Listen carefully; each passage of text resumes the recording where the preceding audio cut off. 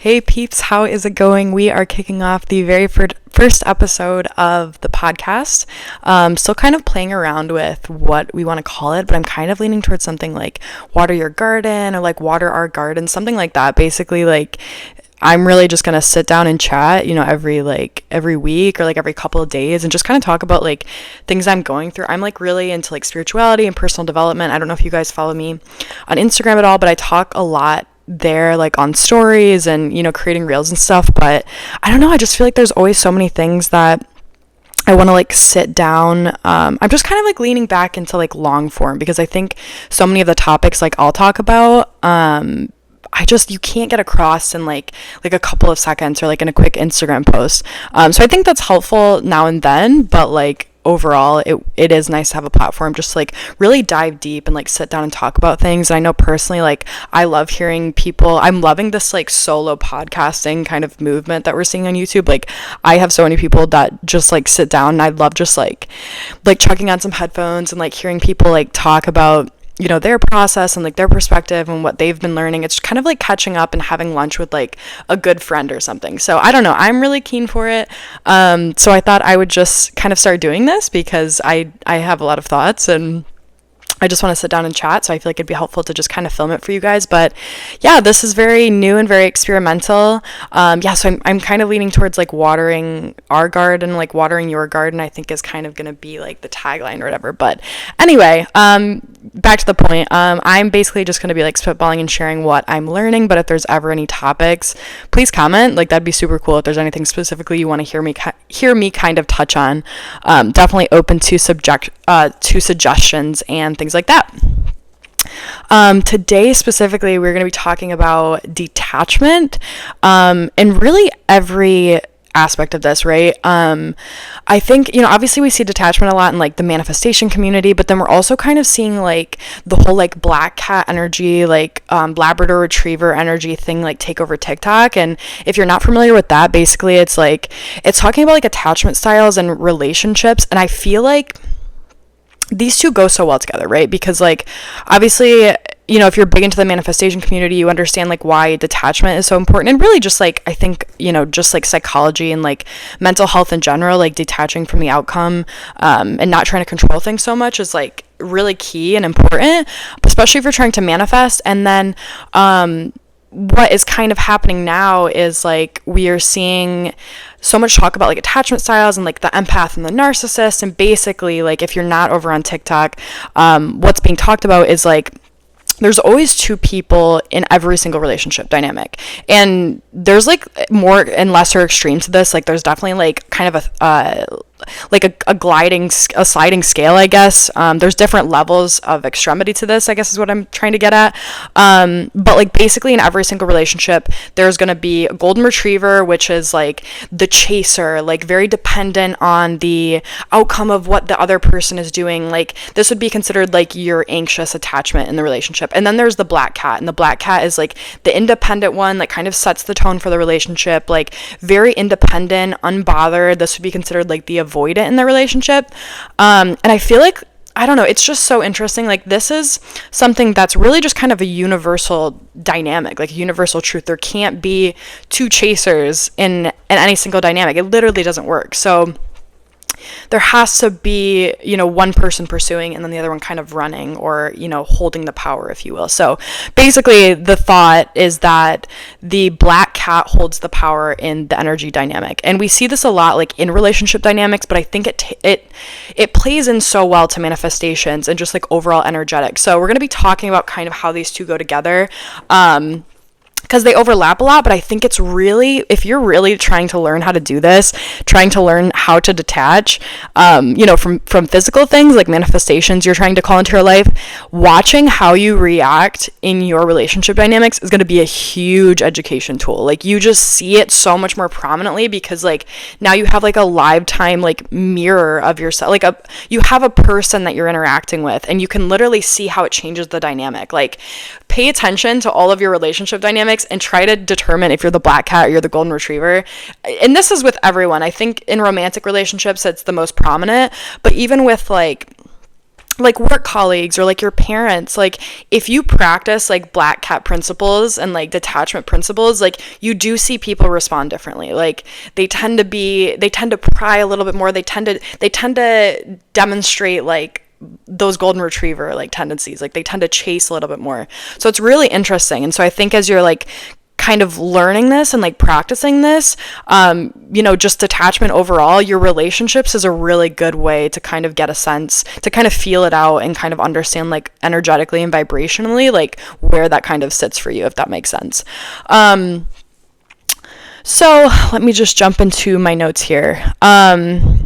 Yeah, and I think like a really good analogy that I've heard before is like, and people have talked about this too, like detachment and within the whole the attachment relationship discussion. But like for example, like if you have a dog and it's like really energetic and like really excited and like wants to play with you and like, is jumping all around, like you're playing with the dog, right? And I think this is a really good analogy. Like, if you chase the dog is going to run. Like, that's just, like, the way it works. That's how the game works. You know what I mean? It's not going to chase you back. Like, the dog's going to run. And then vice versa. Like, if you, like, try this with a dog sometime. Like, if you sit then and just, like, don't react and, like, don't respond, like, it comes to you and like it actually starts getting uncomfortable and like trying to do things to like get you to react and like get your attention. Like that's kind of like the energy that like the Labrador Retriever, like the dog embodies. A cat really is just not gonna care. Like it's gonna do its own thing. Like if you know how a cat acts, like I think it sums it up pretty well. But I did want to throw in that analogy because I think it's a good one. So I think the first big point I want to touch on is like every time we want something, like and this can be like a person or like the thing you're trying to manifest, every time you want something, it's rooted in lack. And it's fine. I don't think wanting is a bad thing. Like, I think we very much come here to desire. But like, obviously if we're trying to get something, like if you stay in the vibration of wanting, it means that like energetically you're staying in the vibration of not having that thing. So that's part of detachment is like when you own something, when you possess something, like you're not in that vibration of lacking it. Like you're not in the vibration of wanting it. Like that over controlling and like wanting and like needy and clingy type energy that we embody, like when we really want like a person or a thing to happen, like that all comes because like we're not secure in the fact that like we already have it. So it comes from like this lack of trust and like lack of confidence, which I think is really important to kind of keep in mind. And one of the things that I've found has helped me is like, because everything we desire is rooted in some sort of lack initially, like why do you think you want this thing? Like really get clear on like the reasoning for wanting it in the first place. Like why is it this specific person? Like why is it this specific job? Like is it financial freedom that you're wanting? Is it, a healthier body? Like what is it? Like when we're talking about like the tangible things that you're looking to call into your life, like really get clear on why that is. And once you ask the question deep enough, like you're going to realize that always it's a feeling, like it's this intangible thing, this intangible reason that you want this thing. So for example, like for a long time, like I really craved like money and financial independence. And I never really asked that question for a long time, and I always struggled to manifest it because I'd always come from this place of lack, right? I'd always come from this place of like wanting it and like pedestalizing it and like not really being in alignment with the thing, you know what I mean? And the whole reason that I actually wanted that thing was because I, in reality, wasn't giving myself permission to actually do the things I wanted to do. I wasn't giving myself freedom. So the whole reason that I wanted money and financial freedom is I just had it bogged up in my mind that if I had that, then I wouldn't have to do all these things that I don't want to do. When in reality, I just wasn't giving myself permission to do that. So often it's like that, like we just, like manifestation is like putting the cart before the horse, you know what I mean? But like we have to get that sorted before the thing can actually come in, because in order for us to be energetically aligned with actually having the thing, we have to figure out like what is the feeling that we're wanting to embody, and then learn how to actually give that to ourselves first. And when we can do that, first of all, you're going to feel full. You're going to have the thing that you were craving to begin with. You know what I mean?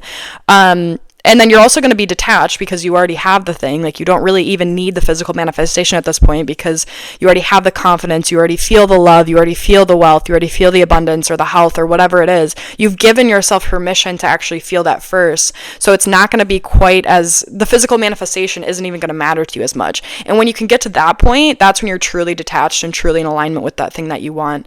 And that's really when things come in. So really dive deep and asking yourself, why do you want this thing, and how can you embody that in your life? There's probably like a million different ways you haven't even like realized or thought of that you can actually bring this more into your life. So like for me with financial freedom, like it was really small things. Like I thought I wanted, like, I just had like these beliefs that like I wanted to like buy a lot of things and like do a lot of things, when in reality, like I really wanted the freedom to live a simple life. Like when I really sat down and like envisioned myself, like if I was like financially free, like a multimillionaire, like what I would truly do with my time, it was actually pretty achievable even in my current reality. And so basically you have to look at that and say, okay, well, how can I close that gap just a little bit more? Like, how can I integrate a little bit more of that reality into this current reality, a little bit more of that identity into this identity? So even if we're talking about like weight loss and things, I think so often, and I've been in this position too, I think so often we'll like pedestalize our like dream weight or our dream body. And then we come from this place of lack and like hatred towards our body, and we're trying to manipulate the circumstances so that we can get to an outcome so that eventually we'll love our body. That's not at all how it works. Like we have to give ourselves that love first. And actually when you end up like loving your body the way it is, like truly and deeply like accepting it and basically embodying the feeling, like how would you feel if you had your dream body? Have you had your perfect body? Like that's basically all we're trying to do here. We're trying to integrate, like we're trying to get clear on what that version of us feels like, what that version of us talks like, moves like, sounds like how are they behaving, how are they feeling, and how can we pull a little bit more every single day from that identity into this current reality. And that's how you slowly start to close that gap. And there comes a point, over time, that you reach a point where you are not, you've become that person. You are that person. And it's so natural to you that you don't even need the physical manifestation. And by the time you reach that point, that's when it comes, because you're detached from it and you've literally become aligned with that person. It's just who you are at that point. So like, if you're someone who like always eats junk food, you know what I mean? And you're like, I really want to stop eating this junk food. Like, I really want to stop doing this. I need to lose the weight, blah, blah, blah. Like, you're still sitting within that old identity. But like, when you can actually shift to, being that, if you had your dream body, like you would love to fuel yourself with like good food. You would love to eat what makes you feel good. It's part of breaking that cycle is stepping into, that new relationship with yourself and saying, okay, like what would she do? Or what would he do? Like, what would this new version of me, how would they show up and what would they be doing? And how can I do that a little bit more every single day? Let's see what else I got here. And I think these kind of all go together too. But I just have like some notes I want to run through. Another thing I think can help, and this can come from like, this can come from, again, a perspective of like a person that you want or like a job or whatever it is you're trying to manifest. Part of this process is learning to depedestalize. And I think when you really, really want something, like that's when it's really, really not coming. Like even if we talk about people, like the people that you like the most really just don't give you the time of day, do they? Like they can puppet you around, they can do whatever they really want, but then it's like the people you don't really care about, like somehow those are always the people that just seem to be so infatuated with you. And it's like, whether that's just psychology or like the laws of the universe, like there is some truth to it, whether we're talking about people or manifestations. So you have to find a way to depedestalize things. And I think there's a number of different ways you can get to this point. But one of the things I found that's helped me, especially when it comes to people, is like making a list of the aspects that you think are rare or think that you won't find again. And again, I think this goes hand in hand with like, why do you want the thing in the first place? And like, how can you give that to yourself? But like, what are the physical attributes that are making you pedestalize this thing? Because like, if you're applying to a job, for example, The jobs that you're easy about, like you don't really care about, there's not a lot of attachment, there's not a lot of pressure, like you tend to nail, like you're laid back, like in fact you're interviewing them, like things are just chill, they're good because you don't really care about the outcome, you're detached, right? It gives you the power when you have that detachment. But when you really, really want the job, that's when you get all nervous, and your connection to like the flow and like the universe gets stunted, and you get awkward, and things just don't seem to flow. They don't go well because you're stunning that, because you're pedestalizing something, you're chokeholding it, and you're saying, for whatever reason it is, you're saying this thing is very important. This thing has a lot of importance, and I need this thing. And I think one of the reasons we do that is we just get so knotted up in our head with like how we envision the manifestation going, right? Because like you want a good job, and the aspects of this job that you want. Why does it have to be this specific job? If you know generally, like, hey, I want a job that pays, $75K, is remote, a reputable company, opportunity for growth, XYZ, and say you found that, right? And you have an interview with this job. You don't have to get so caught up in this specific job. Like, always bring yourself back, like ground yourself back into the fact that like if it's not this one, it's another one. Like, there's not like some limited supply of like jobs out there that meet your criteria. And when you really sit down and like get clear on like the aspects that you think are rare, or like the reasons you feel like you're pedestalizing this job specifically, you'll realize that like it's pretty illogical. And like even if we talk about people, like I think this one's harder because like obviously it's easier to get emotionally attached to people, right? If we meet someone and there's just more emotions, right? And they embody like so many of the traits that we're looking for in a person. Like, they're intelligent, like they're funny, they're smart, they're successful, whatever the criteria is. If they're ticking all your boxes, like, you get emotionally attached to them. But like really getting clear, like sitting down and saying, okay, like, why do I feel like all of these traits can't be found in another person? And a lot of people think this is like messed up to do, but I think this, like, even if you keep dating this person and the relationship goes well, I think this is like one of the number one ways to like maintain a healthy relationship and keep a healthy dynamic is some form of healthy detachment, because things seem to go awry when like you get really possessive and like limited, you know what I mean? So there always has to be some degree of healthy detachment, in my opinion. So even if you're with this person and things are going well, it still really pays to have the mindset of like, if it's not him, it's someone else. If it's not her, it's somebody else, or whoever you're interested in, whatever. You're gonna find what you're looking for no matter what. You don't have to like chokehold, you don't have to control like how that's gonna come to you. And I think that's a really important mindset to embody. So sitting down and like making a list of like all of the things, like, okay, the reason I think this person will never come around again is because they share this perspective with me, or they like the color purple, or they have a dog, like whatever it is, like whatever your criteria is, it doesn't matter. And then really sit down and be like, is it actually like, is this criteria actually that rare? Because you're going to find like 9 times out of 10, like, no, like there's probably tons of people that can embody this, or tons of different jobs that can embody the same criteria. And that's really going to help depedestalizing things. So always hold that mindset that like, if it's not this, it's going to be something else. And in fact, it really doesn't even matter if it's this one, because I know that there's tons of other people out there. There's tons of other job opportunities, and just like holding that mindset is going to be really helpful. Another thing, oddly enough, and I think I'm gonna get beat up for this in the manifestation community, because like a lot of people I haven't heard this tactic used before, but it's something that has helped me immensely with like detaching and depedestalizing. Obviously we hear like visualize the outcome that you're wanting, right? And connect with it. And I very much do that. In fact, I mostly do that. But this practice is specifically helpful for detaching. And I will actually visualize the thing I don't want to happen.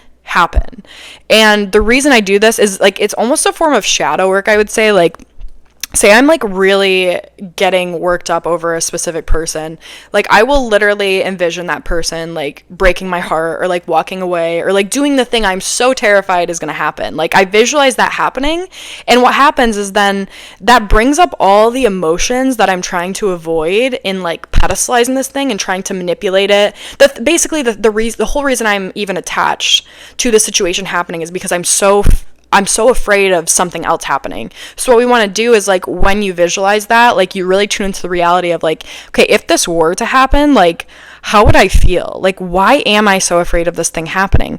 And so it allows you to actually just like face the thing you're so afraid of and feel the emotions and let it come up. You're probably going to have some really powerful insights from this, like that go back into like, it's really powerful shadow work. So even like how you operate just generally, like you could have insights in other areas of your life too, like, oh, I'm actually really afraid of abandonment, or oh, I actually don't truly feel worthy, or like, and I'm using this person's acceptance as like a reason to feel worthy. Like there could be a lot of things in there, but I think, you know, if you're willing to like go in there and actually do the work, like it can be really profound, and it allows you to actually sit with so many of the things that you are ultimately running from. And what happens is like when you can actually work through some of those things and actually accept the possibility, like it basically gives you this confidence that like if this thing were to happen, you got yourself, because now you've already processed through all the emotions. You've already basically mentally like gone through the experience and dealt with yourself and held yourself and healed yourself. Like you've already done all of that.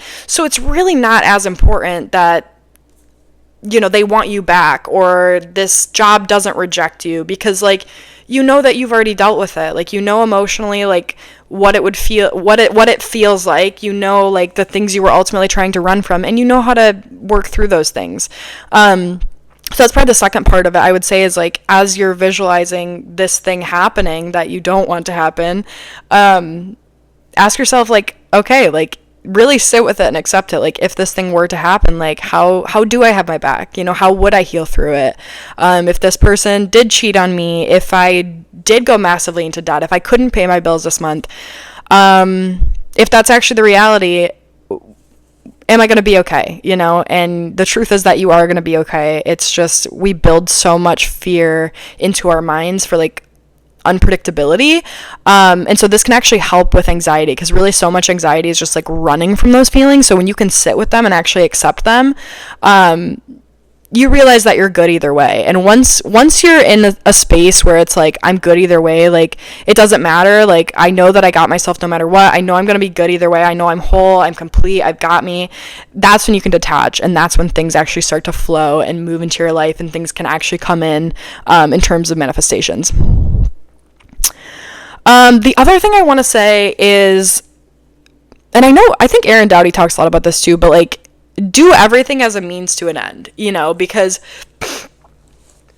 like even within like, I guess I'll use business as an example because I think that's prominent in my life. Like there's definitely been points where it's like, we all do this, right? Like we're trying to get to a certain point, and so we stop enjoying the process. And so it's like you wake up every day and you grind and you're just trying to get to this outcome. Sometimes you don't even remember what that outcome is that you're looking to reach, but you're not even enjoying the process anymore. So you're not present, you're not there. And basically when you're doing everything as a means to an end, you're already whole. There's not some point B off in the distant future, some mirage that you're running towards.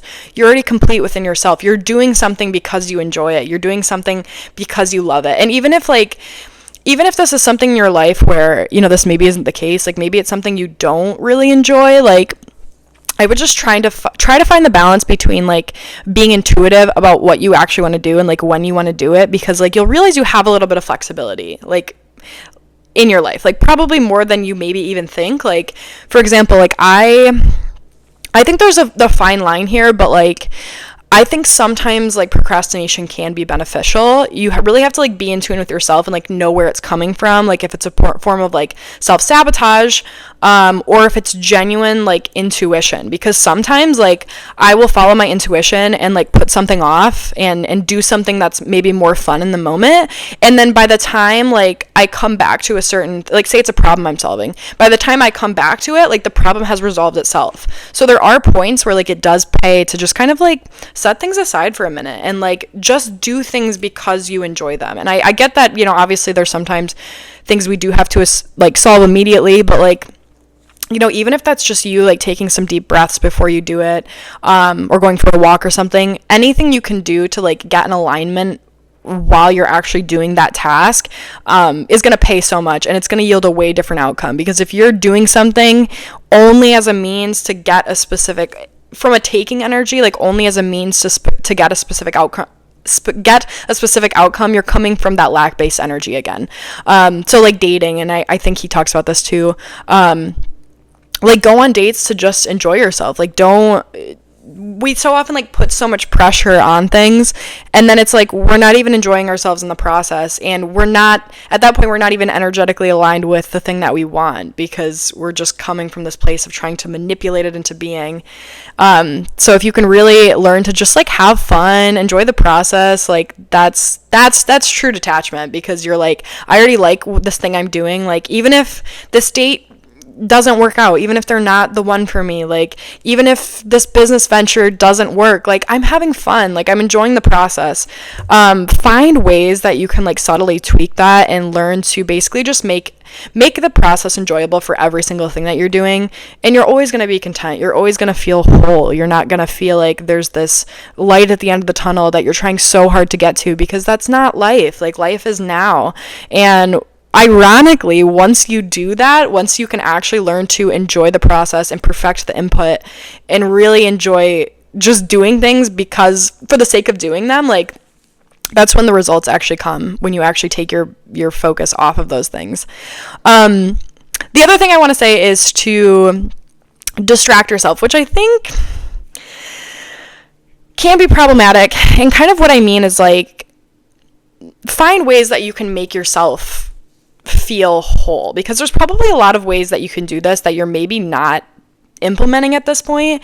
And what I mean is like, I think this can really go for a lot of things, but I would say specifically like a person. Like if there's a specific person that like you're really kind of obsessing over and like you really kind of like a lot, and like they're on a pedestal, and like maybe you're having intrusive thoughts, like they're just on your mind, like it's kind of a hollow feeling to like be in that place, because you feel like you've basically taken your awareness and it's always on this other person. It's always externalized instead of now being on you and your own internal state and your own life. So there's like this piece of you that's like kind of missing almost.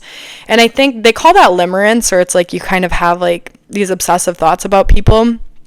And it's almost a form of depression. Like you're externalizing your power in a way, and you're saying like, something outside of me, holds the key to my happiness.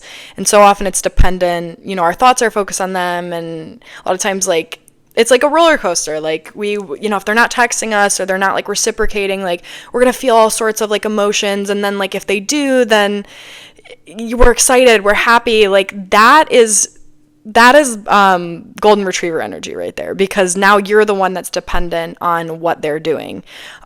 So what we want to do is embody the black cat energy, and the black cat is full and happy and unbothered in their life. So the more that we can take that energy away from that person and put it back on us, the more we're actually going to feel good. We're going to feel whole and safe and secure within ourselves, and we're going to feel grounded. But also it ends up making other things chase you. It makes the things that you want chase you. That's how you become magnetic, is you fill your own cup up. You focus on yourself. So when I say distract yourself, like really, I mean like make your life full, and not just like busy and like distract yourself, but like truly fill up your life with things that are like enriching to you. Like whenever I get in that place where I'm like overly obsessed with like what my employer thinks, or like a specific person, or like a dream I have, like anything where it's like becoming over consuming, and I feel that kind of like emptiness or hollowness or like longing for this thing, I know that I need to do more to like make my life feel whole. And like for me, it's really simple things. This is going to be different for everyone, so really get clear on like what are those things that make you feel nourished specifically. But for me, like it's making food. Like I have to, like if I'm ever in that space, like I prescribe myself, like I have a protocol. Like I try new recipes, like really whole food, like good recipes. Like cooking just brings me back down. I don't know, cooking just really changes the game for me. So like 9 times out of 10 that'll do it. Getting into nature, and like I think a walk is good, like simple things. But for me, like when I'm in that place, like I really need to like connect with nature. So that means like going swimming in a river, or like putting my hands in like clay or like dirt, like really getting connected to like the elements and like the physical the physical, natural world. Like for me, like those are really big things. Making sure I'm listening to uplifting music, things like this, like listening to inspiring YouTubers or like podcasters, people who share like similar perspectives to me, or like any sort of like inspiring, like uplifting content is super helpful.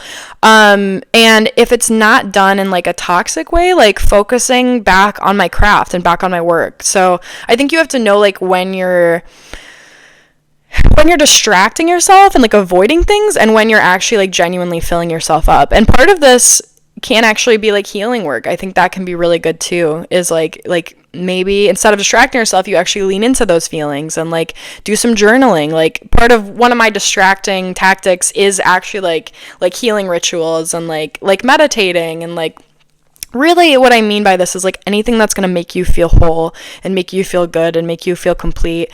Because when you feel that way, like when you truly have a life that you love and that nourishes you, like you are distracted from that thing. And you're more than ever, you're connected to yourself, you're grounded, and you're centered within yourself. And it's so interesting, you guys, like just pay attention to the difference of like when you're in that needy, like obsessive, like pedestalizing state, and when you're in that like you're loving your life, you're doing your thing, like you weren't even really thinking about it. Like that's when those things come back to you. Like that's when the people text you, like that's when the job, you get the job offer. Like that's when the things happen, when you're truly like living in your life and like nourishing yourself and feeling whole. Like that's when you're the most magnetic and you're detached, because again, you're already whole. Like you're not in need of anything outside of you. Like you're giving yourself all of the things that you need. So I think it always comes down to like really just getting clear on like, what are my needs? Like why am I longing for this thing? Like what am I hoping to get out of it? And then figure out like how you can just give that to yourself in advance, because like you deserve it. You know what I mean? There's nothing outside of you that can give you anything that you don't already have. That is, I know that's annoying, but like that is truly the truth. And like even when if you got that thing, like I've had manifestations that have happened and I'm like, oh, like it didn't actually fill me up. You know what I mean? Like, do you feel me? Like you have to, the whole key to manifestation, I think like life and happiness in general, is like learning how to cultivate that within yourself first. And that's gonna mean that you're the black cat, you're unconditional, you're unbothered, because like you know that you have you're your own like ecosystem, you're your own source, like you're in connection, you're not dependent on the external circumstances or like people externally. But it's also going to make those things end up coming toward you, because like you become magnetic, and now you're in that vibration of having everything that you want. So now all of a sudden all of the things that you want actually come to you and start chasing you. Yes, that's all I've got for today. I hope you guys like this episode. I'm excited to continue doing more. If you're new, don't forget to subscribe and comment and like. I really want to interact with you guys and just kind of see who actually listens to these. So yeah, excited to keep chatting with you guys. Bye.